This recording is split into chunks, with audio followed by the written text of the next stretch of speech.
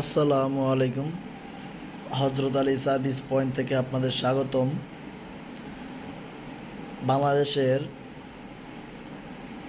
যত ইলেকট্রিশিয়ান ভাইয়েরা আছেন তাদের সবার উদ্দেশ্যে বলা,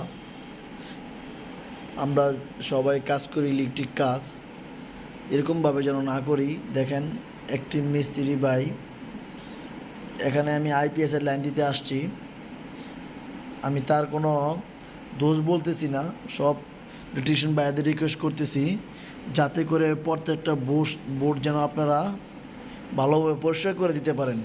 পরিষ্কার করে দেওয়ার পরে সুইচ বোর্ডগুলো লাগাবেন। দেখেন, এখানে কোনো পরিষ্কার করা হয় নাই, কোনো বোর্ডের পাইপের পরে যে বোর্ডের যে আমরা থাকে আর কি, ছিদ্রিগুলো থাকে, ওইটার যে গোল যে পয়সাটাও ভাঙে নাই, ভিতরের পয়সাটাও ভাঙে নাই।